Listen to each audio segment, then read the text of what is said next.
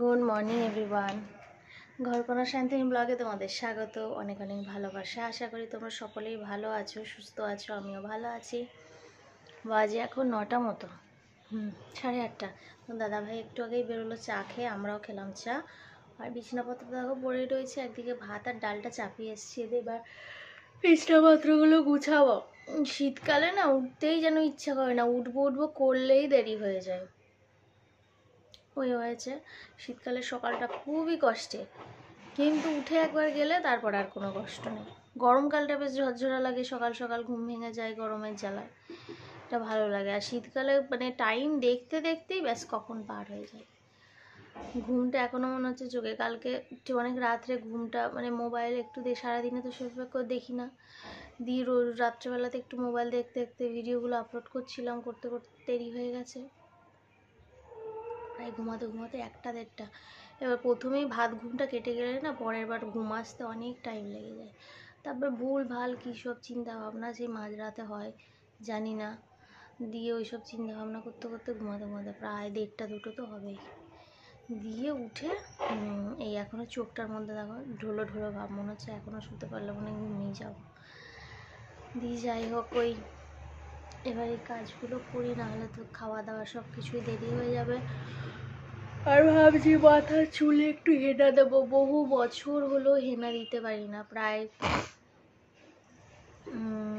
3 বছর তো হবেই। 3 বছর ধরে আমি হেনা কোনো দিচ্ছি না মাথায়, ওই জন্য মনে হয় চুলের এই হালত হয়েছে। তো হেনাটা দিয়ে দেখি চুল পড়াটা একটু কম হয় কি না। তা ভাবছি আজকে হেনা লাগাবো মাথায়। হেনাটাকে কালকে রাতেই রেডি করে রেখেছি, আজকে লাগাবো। তাই ভাবছি যে কখন লাগাবো, কখন শুকাবে আর কখন শ্যাম্পু করব। মানে কিছু মাথায় করতে হলে আগে থেকে আমাকে এখন ভাবনা চিন্তা করতে হয়।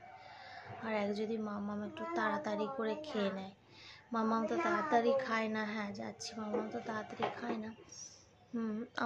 আমার এই ক্যামেরার পেছনে মামামকে দেখাতে পারছি না, মামাম হাগু করছে, তাই আর আজকে দেখালাম না, পরে দেখাবো। আর চলো আজকে ব্লগটা তাহলে দেখতে থাকো, সঙ্গে থেকো। আর কখন কি করে আমি হেনা করছি সেটাও তোমরা দেখতে থাকো। এদিকে ভাত, এদিকে ডাল চেপে গেছে, ডালে এবার ফোড়নটা দিয়ে দিই।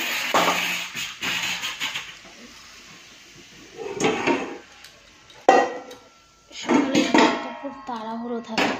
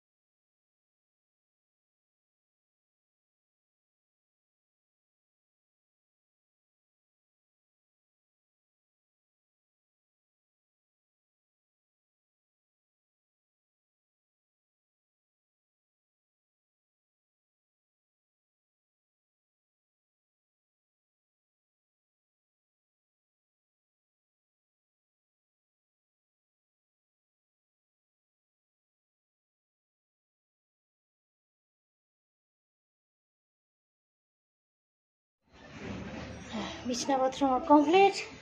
এবার করব একটু রান্নার দিকে যাব। ডাল ফুটে গেছে, ডালটা মামাম খেলছে আর তা করতে করতে ভাতটা এখনো হয়নি। বাজে এখন 9:15, তাই আমি ভাবলাম একটু শাড়িগুলো আছে ওটা খাইয়ে দিই। মামামের খাওয়া শেষ হলো, এবার আমি ছোলা একটু চানাচুর মুড়ি নিয়ে বসলাম। মামামকে দুটো ছোলা দিয়েছি, ও ছোলা খাচ্ছে।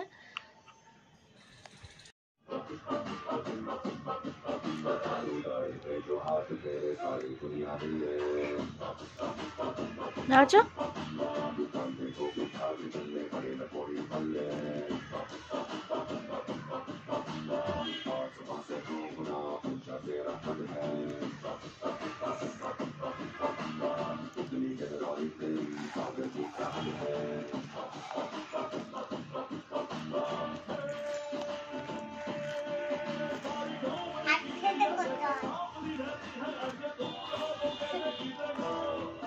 পড়ে যাবো দিকে।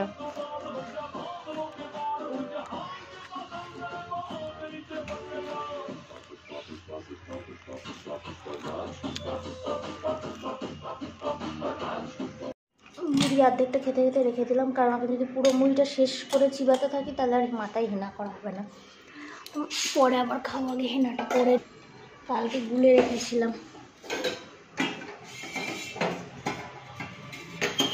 দেখো মাথায় পুরো হেনাটা ভালো করে দিয়ে দিয়েছি একদম। এবার আজকে ধুয়ে ফেলবো, কাল বা পরশু দিন শ্যাম্পু করব।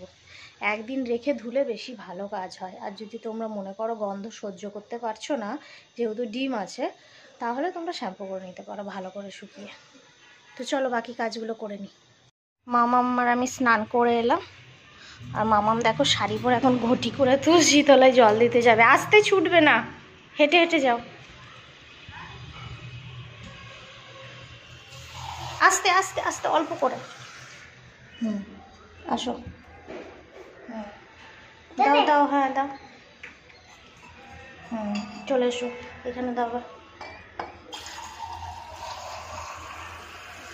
চলো তুলসী তলায় দুটোতে আস্তে করে দিয়ে দাও, আস্তে আস্তে যাও।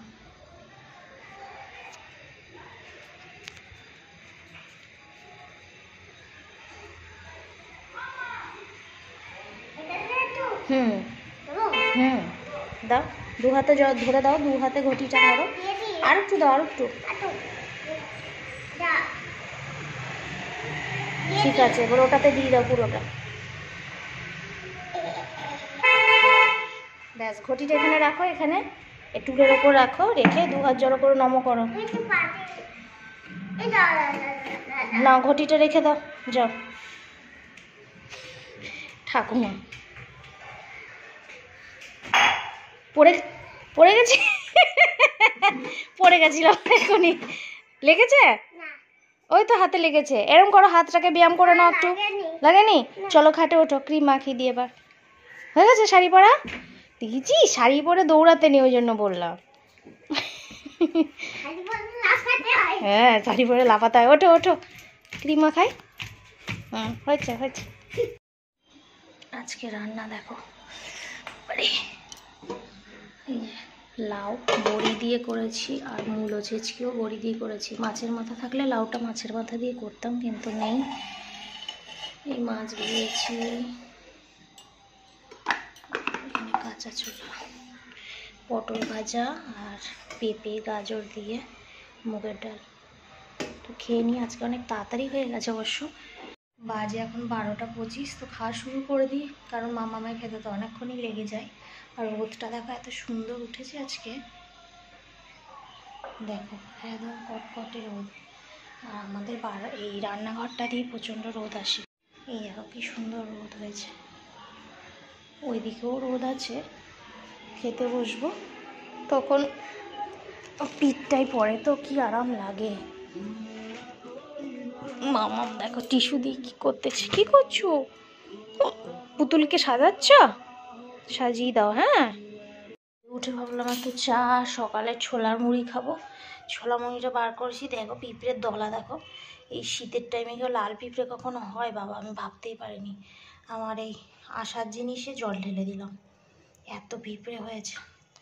ছোলা মুড়ি খাওয়া আমার হয়ে গেল, এবার বিস্কুট দিয়ে চা খাই। আশা করে রেখেছিলাম, আশায় জল ঢেলে দিলাম। এবার বিস্কুট চা খাই। আর মামামের একটু চকোস করেছি। বই খাতা দেখো ছড়ি কি করেছে। না, বই খাতাগুলোকে একটু সাইডে সাইডে কর। বাচ্চাটা পড়তে আসবে, আসনটা দিয়ে রাখি।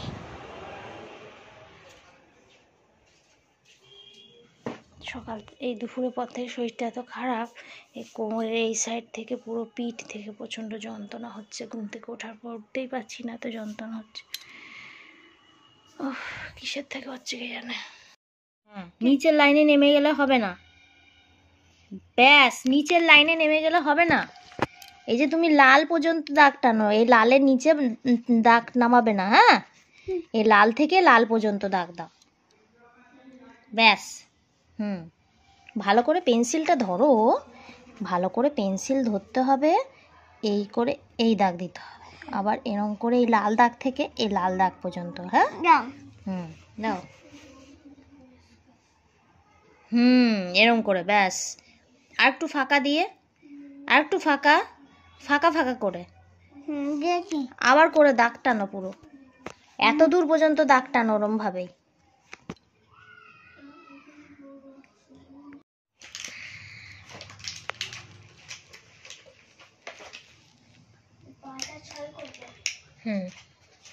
এই দেখো মামামের ট্রেন কত লম্বা হয়ে গেছে।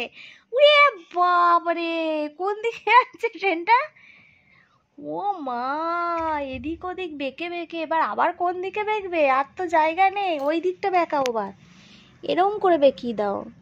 হ্যাঁ, না না ঢুকাতে হবে না, ইঁদুরে খেয়ে নেবে চার্জার, এখানে রাখ। হ্যাঁ, নাও বানাও। ওরে বাপরে, কত বড় ট্রেন! এই ট্রেনে করে আমরা বিদেশে যাব ঘুরতে নাকি? হ্যাঁ, লোক আসবে অনেক। ও, এটাতে অনেক লোক আসবে আমাদের বাড়িতে?